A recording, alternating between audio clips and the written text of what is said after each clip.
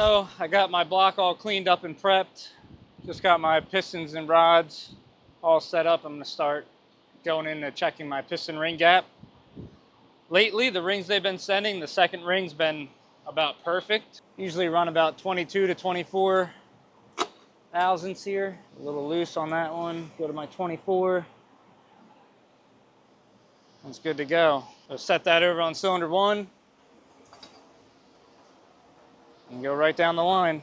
All right, so these I will need to, this is the top ring. I'm gonna have to open them up about 4 thousandths. So that is when we go over to this guy. It's got a little jig for the piston ring. Got to plug it in for it to work. You basically bring it over till you just get contact on the wheel. Right there. I like set 0. And then we're going to take 4 thousandths off of it.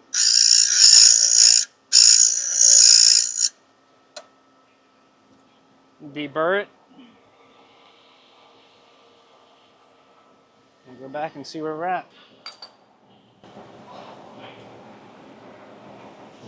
Perfect. And it's just rinse and repeat 8 times. Quick. So the first set of rings is just for oiling. So that's why this ring's like wavy and perforated like that. And your second ring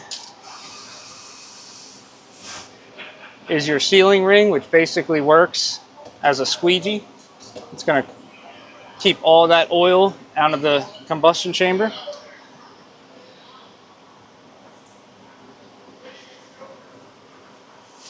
Carefully work that into place.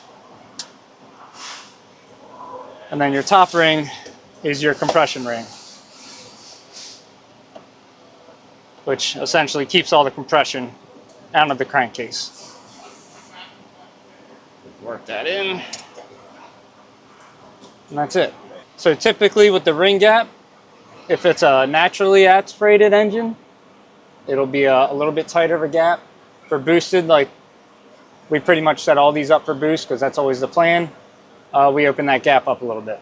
So I think intake, headers, intake, and a catback. Yeah. Dude, but it's like 10 grand to do that. It's fucking. I mean, the exhausts are $5 grand, $5,500 just for the catbacks. Bill said they're actually a little cheaper on them because it uses the factory tips and shit on those, whereas like Bill's we changed it or whatever. But there's so many small fab shops that make some sick C8 stuff. Yeah, dude, but it's still fucking like the AWE shit. That's what they wanted. It's like fucking $6 grand. That's ridiculous. Yeah. Yeah, he changed his mind back to a cam now. Bill said we'll be here when I get back. So. Yeah. And then both of them are both get their cars done. So let's start rolling in. I'm just starting to set the pistons in. So basically use this sleeve that's got a taper. So it compresses the rings as it funnels it into the cylinder. Just like that. Makes it going super easy. You can see that's conical, I believe is a real word. Yep. Just getting those top and bottom rings in. Get them set. You want the gaps to be 180 degrees away from each other. This works on. Good.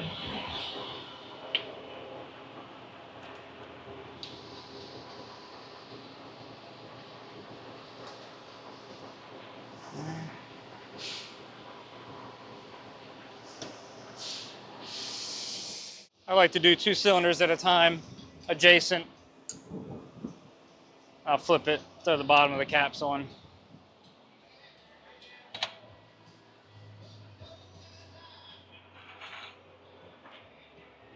See, I like the number. I'll number the rod and the cap. That way, for some reason, I get distracted. I set them down. There's no way for me to mix them up like I was just about to do.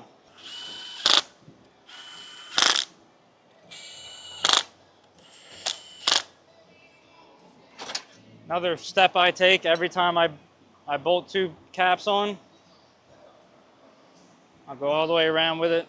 Just make sure nothing feels funky.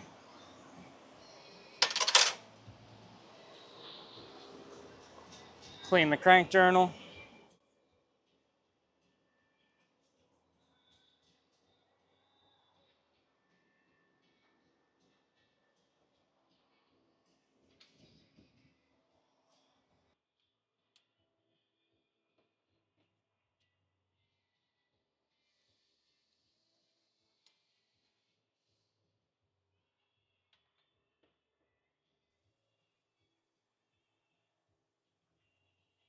I have to put this little lockout thing in that cam gear, which is kind of a pain in the ass. So we can like talk about, well, excuse me. We're trying to film. We can talk about it and then you can just like cut for a second. I'll put the thing in and then we'll get back to it. We got the short block together with the rotating assembly last night. We're gonna move on to putting the cam in. So I got everything out.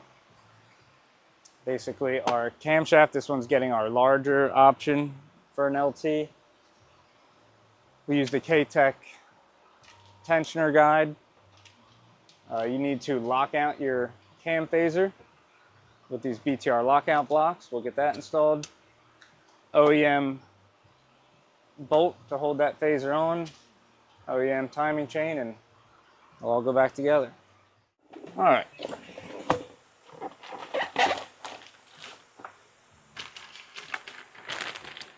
Something to note if you're doing this at home with our camshaft, you do not use the supplied fuel pump plunger lash cap. Throw that in the trash, disregard that.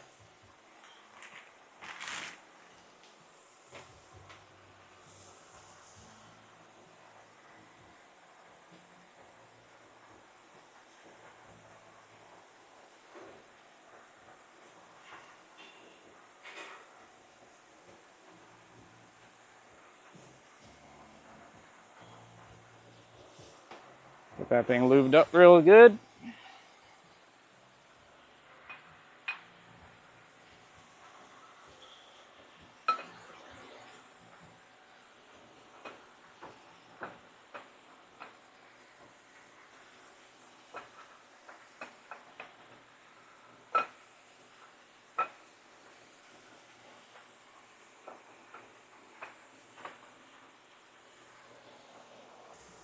Now you're ready to go back on with your cam retaining plate.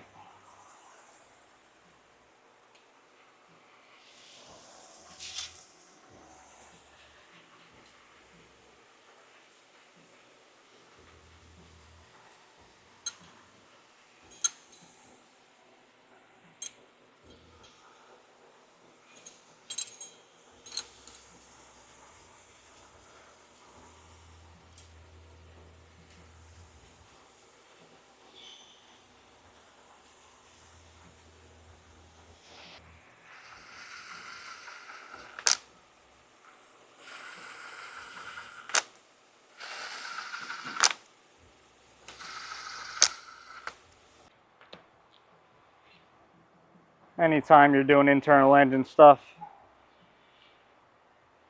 you will want to tighten to the factory torque specs.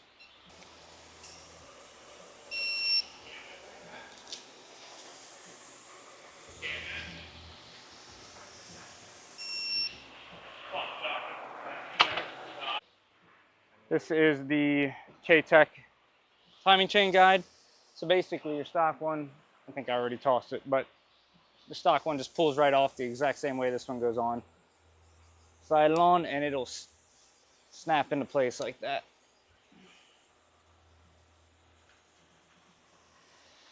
Back together with stuff like this is use the paint pen and just after I torque something,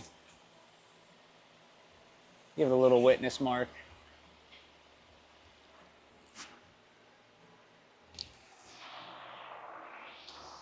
I also like to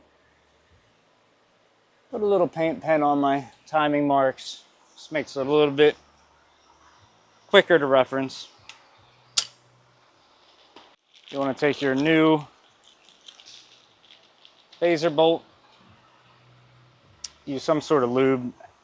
Engine oil works fine. I'm gonna go on the threads. Around it there. I set that off to the side. I like to go ahead and set my cam phaser into the pin on the cam. You'll feel it drop on. Line up your timing marks. Like that. I'll pull it back off. Grab the new timing chain. And that way, I'm not fighting the cam trying to find the pin. with the chain on it. You can slide this away from the engine here. Drop the chain on, dots lined up. And then that should fall right on the cam like that.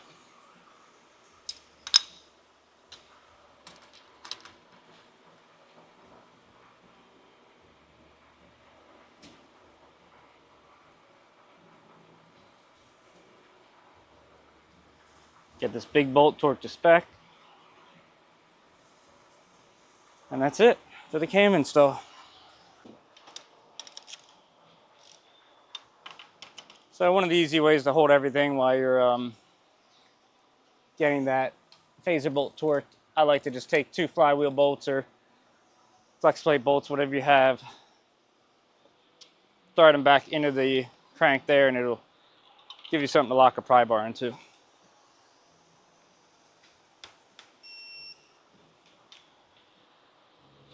If you're doing it in the car, of course, you can use a flywheel holder that bolts in the starter holes, or another guy in a flywheel works, or a pry bar works just fine. These bolts will get torqued and then to 1 step and then an additional 90 degrees. And they do end up pretty tight.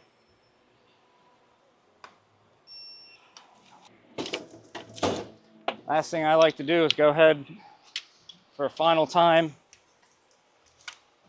rotate your engine, bring those timing gears back to place, and double check your marks. You're ready to go back on with the oil pump, front cover, oil pan. Then we'll move up to the A or P head studs and the cylinder heads. Our Frankenstein CNC ported cylinder heads. We use OEM LT4 head gaskets on these because, again, we are building them all for boost, even though this car is not getting it right now. It will be in the future. Brand new L7 lifters, lifter trays.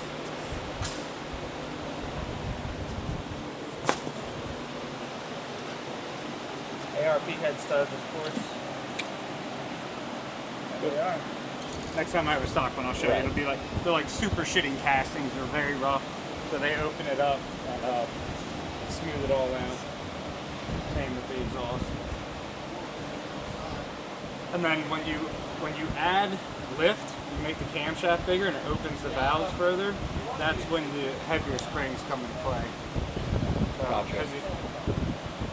It's kind of like if you think of having like a blown out shock in your fucking wheel wants to bounce. Like the same thing. Like the spring just controls the valve going up and down. So a heavier spring gives it more control of dampening the valve.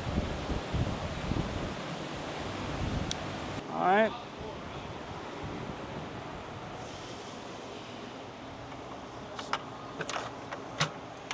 Working on getting this thing buttoned up. It's got the Cook's headers installed. MSD intakes going on. It's also getting RK Tech valve covers. And a Rotofab cold air intake, and it's going to pretty much do it for this thing. But I got a feeling a lot of this stuff's going to be coming off in about a year when it goes to a blower. But it should still be a lot of fun until then.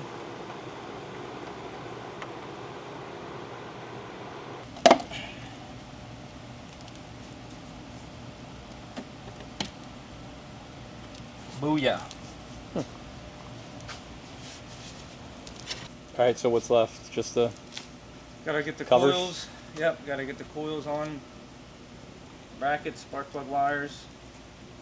Once those inserts dry, I'll finish those up. They're gonna have to dry probably most of the day.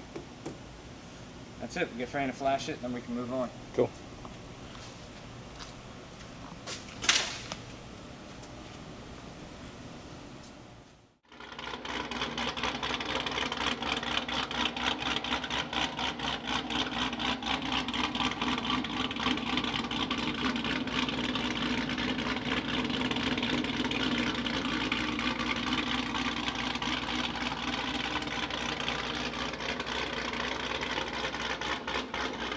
All right, 2022 Camaro. Let me see the mileage on this. This car is from Canada, so it's so weird looking at all the gauges. I just checked oil temp and I'm like 60. Yeah, so it's obviously all in metric. It's got 14,000 kilometers. So whatever the hell that is. Which is not a lot. It's like 7,000 miles or something. Let me look. Kilometers to miles. 14,000. 8,700. This thing got our full stage 4. So our full heads cam package. It got our big cam. It got rods and pistons. It got Cook's 2-inch headers, Rotofab air intake, MSD intake manifold, Nick Williams 103. Got our valve covers, Monster clutch, Monster LT1S triple, UPR catch can. Got the whole works. Let's see what this thing will do. This car baselined 445 and 460. So let's see what she's got.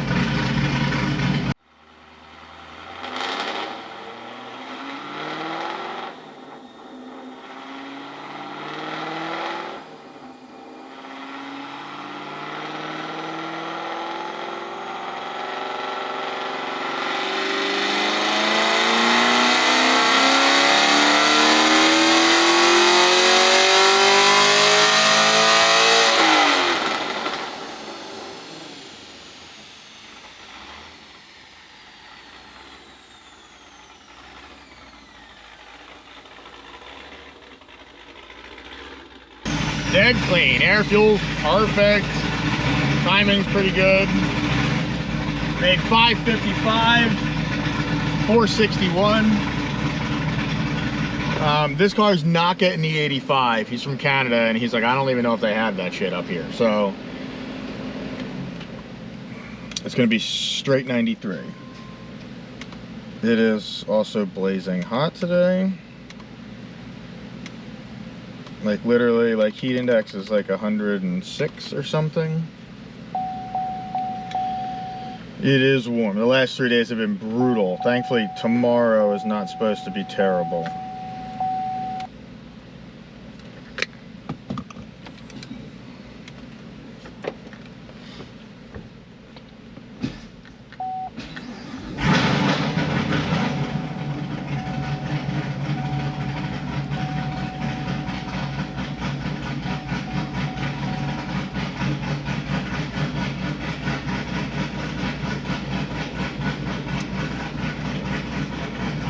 Gauges being in kilometers and stuff is throwing me off big time.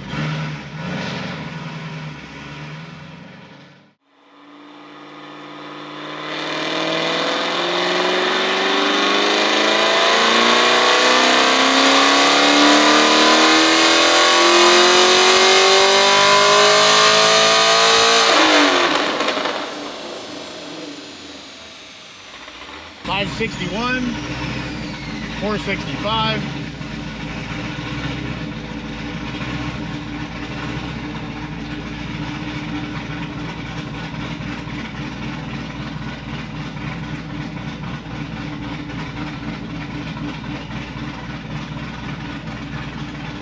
This cam sounds so good. All right, little 25-minute cool down. See what we got.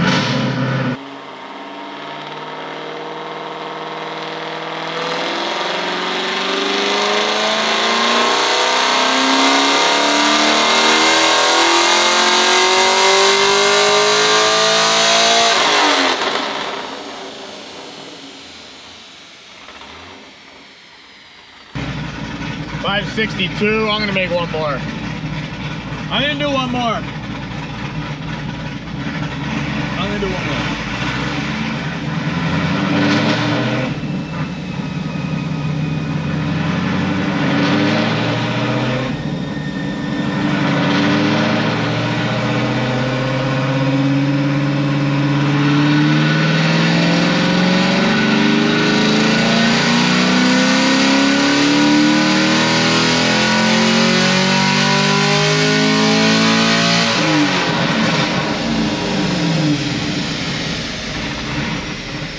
exactly the same.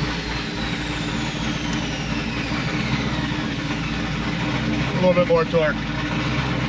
565. This thing is ready to go back to Canada. Thing turned out solid. Now it's ready for a bunch of boost whenever he wants to do that. It's got pistons in it, it's got the big cam. Once he puts a blower and a fuel system on this thing, it'll make 1,000 all day safely too. Either way, 120 wheel pickup NA with the addition of rods and pistons is solid. I don't know how much the rods and pistons hurt, but they definitely hurt. I'm gonna guess 15 to 20 horsepower. But either way, this thing turned out good. That's it. This thing sounds sick. Back to Canada later. Taking the stage 4 out, make sure it's good before it goes back to Canada. Which I know it's good. I just wish it had valves. He is trailering it back to Canada. He trailered it down, so I don't know how far it is. Dude, we had a guy come from years ago, like Prince Edward Island, which was like 17 hours away in Canada. You ever seen a car with rev match? So you turn rev match on, and then when you downshift, it matches the rev and the gear by accident, which is sick. Yeah. little thumbs up from that guy. This is my normal route I dump. I come over here and then I'll shut it off and LTs never have a problem starting, but I just always make sure it fucking starts good. It starts right up. Yeah. LSs generally have more of it. Like, it's you gotta do a lot more in tuning to get them to start perfect than you do the LTs. The LTs usually start pretty good all the time. And I always try, and depending on the power level, but on something like this, like I'll do like a 3rd gear pull in this, like after these train tracks, because I'm not trying to go over train tracks at like 100.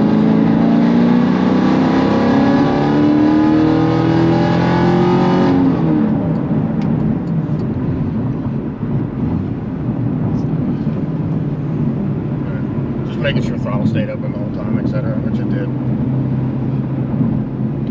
But yeah, the rev match is actually sick on these, like, especially when, like, I don't know, if you're just like rolling through like a town or something and you're going like 20 miles an hour, like, it's pretty sick. Yeah, there's nothing better than that. Yeah. It's funny, that's why a lot of people are like, well, if it's manual, why is it a paddle shifters? And the paddle is what the rev match is, turning it on and off. Either way, this thing's good. Back to Canada. Later.